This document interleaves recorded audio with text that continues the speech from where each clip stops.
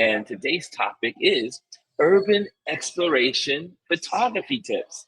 So get your pad, get your paper, get ready. It's all about urban exploration photography tips. Are you ready?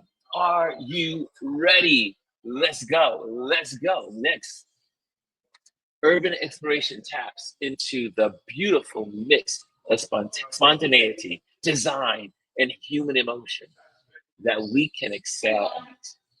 Here's a set of photography tips tailored for our community, especially focused on storytelling and dynamic composition in urban settings.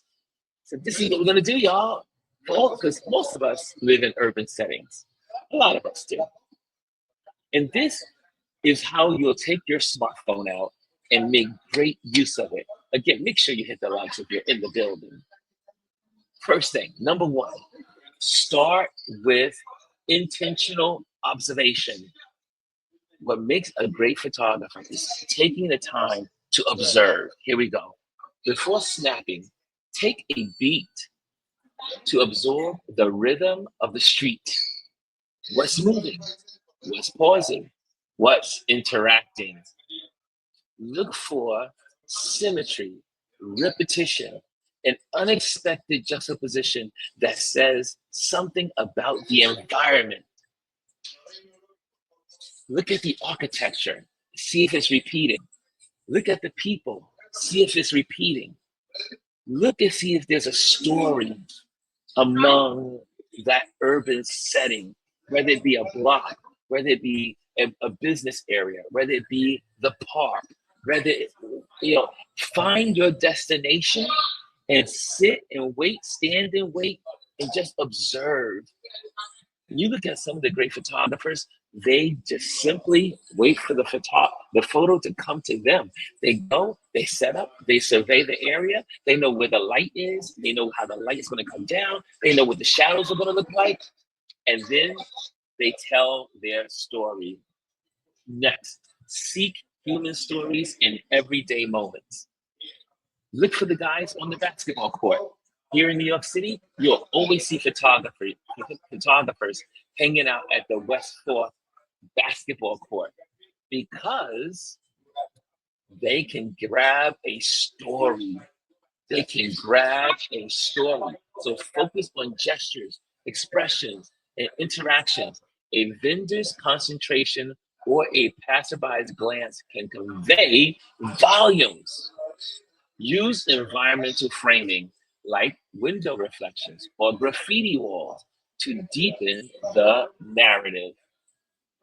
Next, also think about master light shadows, leveraging harsh midday shadows or golden hour glow to sculpt urban textures. Play with silhouettes under overpasses or sharp lighting contrast in alleyways for moody composition. Do you know yesterday while I was doing my walk, I went out for the walk, and what I ended up doing is I went in Brooklyn Heights. We have a lot of alleyways, so I went and started photographing those alleyways because I'm on a quest to document all my favorite places as I prepare to leave the city and leave the country. So I'm like taking pictures of all my favorite places. But we have great spots in New York City where you can take photos from. Next, 4, work the angles. You know we talk about that all the time in this community. Try high vantage points for architectural rhythms, for low angles, to dramatize scale and lead the eye upward. Also, tilt the frame. Tilt can add urgency and chaos that fits busy city scenes. I would say scenes. So make sure that you do that. And forgive all the news information. If you can hear the background, I'm at a cafe today. I'm at a cafe. So bear with me. Okay, so take pictures from different angles. Go low, go high, shoot from different angles. Number 5, anticipate motion. Pre-focus on areas of high capacity, of high activity, crosswalks, intersections, and wait for dynamic movement. And how do you? I'm in New York City. I'm always looking for skateboarders. I'm always looking for people on a bike. I'm looking for people in the busy square walking. Like I will stand in the middle of the street and wait for the traffic light to change. As the traffic light changes and it goes from red to green, and the people start moving across the crosswalk, you can take great photos of people moving. And thanks to Lisa in our community, she showed me how to use burst mode. Use burst mode or pan slightly during the shot to imply speed and energy. The burst mode. I now know how to use my iPhone burst mode. So iPhone has burst mode and also Androids. So put your phone in burst mode when you want to take some great activity, burst of movements. Use your burst mode. Okay, number 6, integrate the chaos. There's nothing like chaos in an urban setting. Like the crowds moving, going to the subway, and you want to take a picture of people moving about in the subway station. Some of our best photos are captured in terminals, like Grand Central Terminal or Grand Central Station or Penn Station here in New York City, or the Port Authority, or just the everyday underground train stations. You can find some great movement, or you can go and find great chaos in a place like Times Square, where there's hundreds of people moving at one time. Go to an active place and begin to point out individuals or any those individual things, and then incorporate them into your photograph. So what? Don't shy away from clutter. Embrace layers, street signs, crowds, trash bins. They're part of the visual story or the visual truth. Just make sure your subject stands out with light, color, or contrast.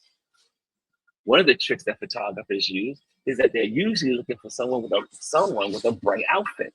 Like if someone's wearing a bright yellow dress or someone's wearing a beautiful red jacket. Those are colors that pop out from the masses. So people will take a photo, find someone that has bright clothing on, and then focus on that individual while all the rest of the crowd is moving. And you get that great motion in your photos. Okay? So look for someone wearing the bright colors. Just make sure your subject stands out with light, color, or contrast. Same thing can be done with light. If you're taking pictures in the evening and the light is on the visual and there's chaos, like in Times Square, you can get those photos there too. Next, number 7, color and texture as character. Color and texture as characters. Urban environments offer a rich palette: brick reds, neon hues, rusted metal. Use these as emotional cues, right? Look around you. Look around and see the brick buildings, see the steel buildings, see the environment, and then tell your story visually. Tell your story visually. And then you can also include with black and white. Black and white can also isolate your form and emotion when color distracts. Sometimes you just want to go right in and tell the story and capture the emotion versus the aesthetics.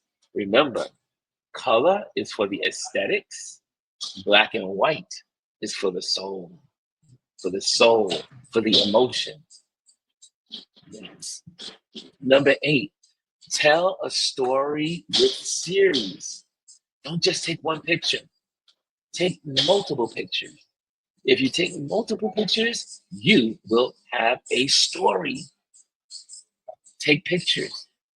in series. Here we go. Consider a micro narrative. 3 images that track a moment, a person, or a space over time. Captioning can guide the viewer, but let the visuals do most of the storytelling. If you take a picture, 3 pictures, concentrate in 3s. And we should say, compose in 3, create in 3. It's almost like interior design, right? 3 candles on fireplace. Put 3 pillows on the sofa. We always decorate as interior designers in 3s. 3 is our common number. 3 is the number that people love. Okay, so think about it. Do 3 photos from different perspectives of the individual or the thing, to create your story. Captions can guide the viewer, but let the visuals do most of the storytelling.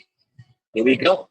And listen, last but not least, what kind of photos will you be capturing and sharing from your urban explorations? I'm curious to know. Make sure if you are going to go out and do these tips, get out there. And not only that, hashtag us. Let us know what you're doing. You can always say hashtag Ron Lewis photos out in the streets. Hashtag Ron Lewis photos. I'm photographing Times Square. Right? That's how we do it. That's how we do it. And so there you go.